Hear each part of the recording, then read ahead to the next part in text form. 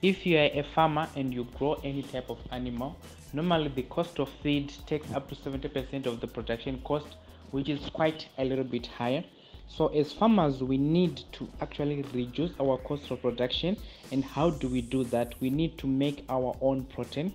So we are going to cover on the production of maggot farming, which is one of the most paying businesses, mostly to those who are into poultry, fish, or fowls, even rabbits, pigs, and even goats. So this is maggot farming, and we are going to talk about the importance of maggot farming. So we are going to cover mainly what is maggot farming, what are the benefits of maggot farming, what are the comparisons between maggot farming and soya, which is one of the most grown protein supplement of our animal, and also the comparison between the maggot of the black soldier fly compared to any other flies. So if feed is one of the things that you need to reduce on your cost of production, stay tuned up until the end of this video. So first, let's define these kind of terms. Like for example, number one, what is maggot farming? So maggot farming basically is the keeping of flies. And what is a maggot? Maggot is the larva stage of a fly. So we have more than 7,000 types of flies that we can talk about. But the black soldier fly has proven to be one of the best flies because of certain characteristics that we are going to talk about. Some of the definition that we need to define is what are eggies. So eggies, we are going to talk about them in our lesson of today. So eggies, they are like a place where these flies are going to lay their eggs. So we put our eggies. So the black soldier fly differs from other flies. Like other flies, they lay their eggs on top of the feed or on top of waste, but the black soldier fly, it doesn't lay its eggs directly on top of waste. It needs to hide its eggs because it's also called a shy fly. So it's also one of those things that you need to understand. A lavero is normally a place where we breed now our maggots, like the larva stage of a fly. So when the eggs hatch, they hatch and they feed waste, and the place where we feed our larvae is called a lavero. So they can be beans, they can be trays, they can be concrete beans, whatever thing that you use, but normally you don't need to exceed a height of 25 centimeters max, 30, yeah, 30 max, we can say 30 max. You don't need to exceed that depth, because the deeper you go, the maggots won't be able to feed things that are too deep. So you need to avoid too deep laveros. And then the dark cage, the love cage is a place where our flies breed. So it's like a cage or a room or a housing, whatever that you put, where our flies are going to be breeding, mating, laying their eggs, things like. So that is the love cage where they make love. And normally when they stay for their cycle, like 5 to 14 days, and then they die, that's when you can be able to remove the dead fly. So the place where these mating is done is called the love cage. And the dark cage, from the egg larva, the larva, we say, is the lavero, and then from the lavero we put them in the dark cage. The dark cage, that's when they are going to turn from the pupa and then up to the adult. So that's the turning point, and then they need the dark side, also considering the things like heat and humidity for them to hatch into flies. So basically, why do farmers need to venture into maggot farming? Number one, we are saying maggot farming is a system that provides protein, with the protein that you can get up to 47% to 60% crude protein, which is higher protein. And we are comparing to other sources of protein that we have, like soya, like sunflower, like we can talk of azola, we can talk of duckweed, all those kind of sources of protein. Maggot is a good source of protein, and it can be fed even to all avian species, fish. You can even feed things like goats, even ruminants. They can also be fed to maggots. But when feeding ruminants, we need to avoid feeding our maggots with animal matter, because they lead to a condition that is called mad cow that can affect our ruminants. And also with maggot farming, there's an advantage that the waste can be used to fertilize our soil. Like we have the mag soil, or we can call it frass. This is the waste that is produced from the process of maggot farming, and that waste we can even use it as a good degradable matter that we can be able to fertilize our soils, which is also a good fertilizer. And also they can protect the environment by reducing the amount of waste produced by human. Yes, human beings, we produce a quite number of waste, and by introducing the black soldier fly, we are saying we are now reducing the population of. Remember, we have that pomona issue, we have the mbare, we have all sorts kind of markets that we have, all sorts kind of dump sites that we have. And if we manage those kinds of dump sites, introducing the black soldier fly, we are saying we reduce that kind of waste, and also we thereby reduce the spreading of disease. And also it reduces the emission, they cut the emission of methane gas, which is introduced into air. When matter decomposes, it produces a lot of gases like carbon and methane. So these kind of gases, they are being reduced, especially when we decompose our matter using this black soldier fly. And also it is a simple technology. You don't need much information for you to venture into black soldier fly. It's something that is nature of, and it's something that is doable. It's just a simple technology, even if you can try it on yourself and learn the skill on yourself. And also maggot farming, it's like the production cycle, it's short, that one can be able to have like the cycle from the egg up until you harvest. You only have about 21 days, that is 3 weeks. You can be able to harvest, and then you feed. So the cycle, it's a little bit shorter.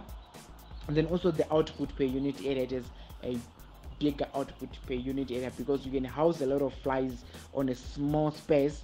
That gives you the ability to have more maggots on a small piece of area. And in some countries, they actually consume maggots as a source of protein, like maybe in their tea, they can put it in their coffee, in cheese, in bread, you name it. So even in ice cream. So yes, these are some of the things that you can do with maggot farming. Now let's look on the comparison between the maggots and the soya. So let's first look at the time of harvest. With maggots farming, the life cycle of maggots farming is plus or minus 50 days. So now that depends on a lot of factors like the temperature and humidity, which are the most common factors that affect the maggot farming, that is temperature and humidity. We're going to talk about them on our next lesson. And then with soya, we are talking of 3 months plus or minus, depending on the variety. So the lifespan or the life cycle of the black soldier fly, it's a little bit shorter. Like also the harvesting time, when you have flies, it's something like we're talking of not more than 21 days. That is between 13 to 18 days, depending on the feed that we are using. We're going also to illustrate about that. And then also on the protein content, with the maggots, we are talking of protein that is 47% to 60% crude protein, which is the highest. Sometimes they can go up to 70% crude protein. And with soya, we're talking of plus or minus 42 to even 45% crude protein, where we are having more protein content on maggots than on soya. And also when we also talk on space, with maggot farming, we can also do it even on a 1 square meter, just having more flies. We can do it on a small space of time, or on a small space in terms of area. Whereas with soya, for us to harvest more, we also require large space of land. And also the initial cost with maggot farming, we just need the larve cage, the dark cage, and breeding trays, or even you can do it on the tray on the ground. So that's the main setup cost that we need. And then on the soya, we need the primary and secondary tillage equipment, like maybe if you are using tractors, you need the harrows, you need the plows. When you're even using cattle drone, you need all those secondary and primary tillaging implements that you need. And also on terms of labor, maggot farming is something that is require too much labor, especially because it is a daily routine. You pick eggs every day, you feed the maggots every day, you all of the processes that are going to discuss in our next episode, they are all going to be the things that are being done on a daily basis. So if we need 10 people to be there on feeding the maggots, then that means on a daily basis they'll be feeding. If those people are picking eggs, we need to be those things that will be done on a daily basis. But maybe if it is a home or a backyard system, then yes, it can be done by 1 or 2 people depending on the system, because the labor now comes from the amount of waste that needs to be loaded and being offloaded like on a regular period. And when it comes to soya, we know that labor is distributed depending on where it is needed most. Like for example, when planting, if it is on a commercial level, that you can use 1 person on a planter, and then when it is spraying, you can use 1 person. When it is, things like that, there are some systems that can be used by 1 person to do them. But with maggot farming, yes, you can implement those systems, but they can be more expensive to implement them to reduce your labor cost. So in terms of labor, you require more labor on the maggot farming side. In terms of season, that means on maggot farming it can be done throughout the year as long as you have recommended conditions, which mainly are temperature and humidity. So as long as you can control or monitor your temperature and humidity, then you can do your maggot farming throughout the season, or throughout the year. But when you don't have like good structures where you can control your temperature and humidity, then that means you can only do them in a summer rainy season when mainly it is hot and it is also humid. But besides that, when you can control your temperatures, you can do it even indoors with a controlled system. And soya, normally it is a once-off crop that normally which is being grown in a summer rainy season. And in terms of technology, the maggot system, it needs minimum skill. Like this skill that you are getting is enough for you to be able to start the process of maggot farming, because you don't need like too much information. There's no much data rate that you require. You only need to understand the fly itself, the life cycle of a fly. That helps you to have the skill. So the more skill of maggot farming, it's more of practical side that anyone can be taught on the practical aspect of building soldier fly. Whereas on soya, you need a lot of aspects, and also there are a lot of skills that you also need. And also in terms of outside environment, how it affects also the systems of production. That means on maggot farming, you can easily control the outside environment to affect your production cycle, compared to soya, where you cannot be able to easily control the temperature, the rainfall, the humidity, the soil type, pH, and the stuff that those kind of effects you cannot easily control them to have a better harvest. Whereas in maggot farming, you can control all these systems for you to have good production. In the terms of cost of production, like you have established your maggot plant, you have bought all the things that you need for your soya, your tractors and the stuff. Now the cost of production for you to be able to run on maggot farming, the main cost of production is labor and waste. Mainly waste. How are you getting your waste? Where are you getting it?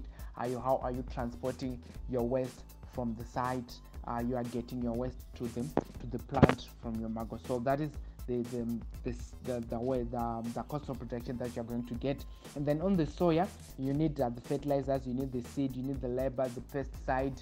Normally those are the kind of systems also that you are going to incur. And then on the seed, once you buy your seed for the maggot farm, you are done, and you don't have to buy seed again. Even if you lose the whole structure, some of the maggots, they will escape into the environment, whereby you can also be able to trap them back and restart your system. But with soya now, you also need to be able to start the process again of maggot farming.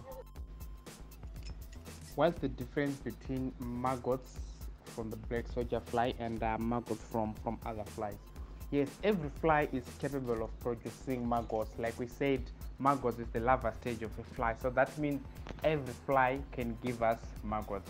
But why the black soldier flies? Why do we say we need the black soldier fly compared to any other flies? Number one, in terms of diseases, the black soldier fly does not spread diseases. It differs.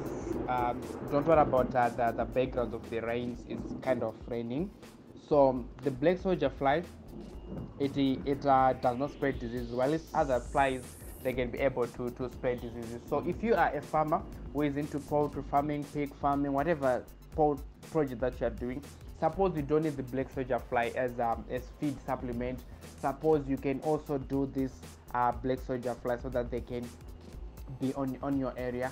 We'll talk about the other advantage. So they don't spread disease, so when you have a high population of black soldier fly, you are not worried in terms of the disease. And then also on the rate of multiplication, the black soldier flies, they can even lay more eggs. That can give you up 500 to 2000 eggs per every fly. So that means each and every fly, if it is giving you that kind of number of eggs, compared to some flies that they can give about 150 to 500 eggs, 250 somewhere there.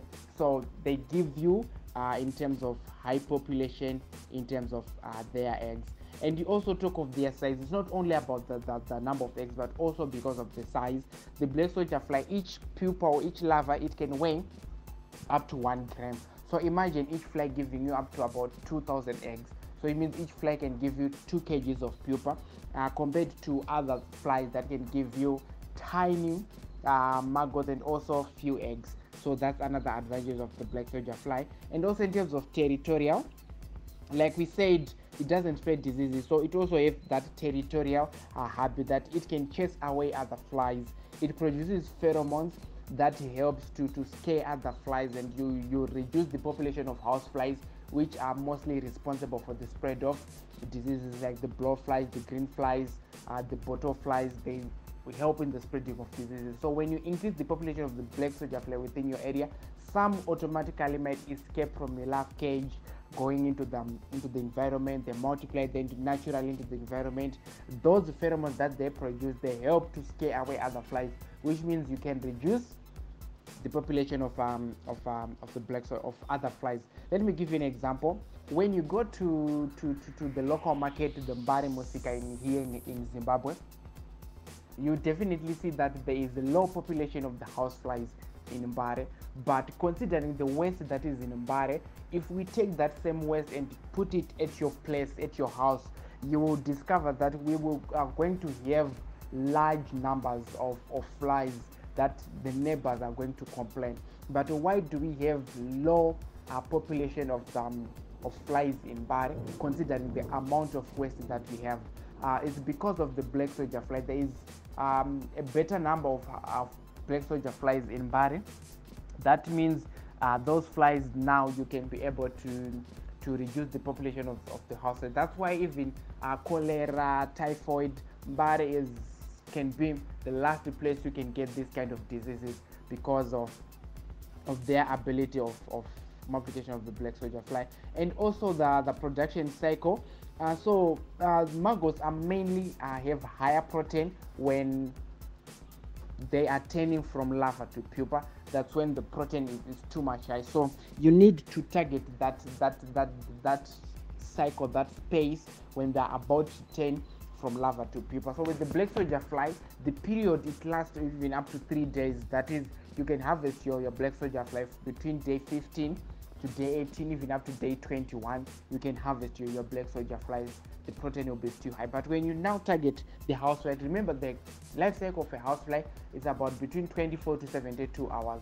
So you have a few hours for you to harvest them. So if you miss those few hours, it means that you have missed the harvesting stage, then all your fly, your larva is going to turn into pupa and then into fly. So if you miss that certain stage, you have to miss a lot of things. You know, you can have maybe electrical issues, labor issues, a lot of issues might come into consideration. But with the black soldier fly, you can even miss 3 days of harvesting. So you have a better range or wide space of range for you to harvest.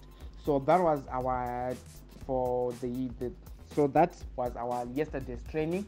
And now let's go into today's training, where we are now talking on how best can we the management of the black soldier fly. What basically do we need?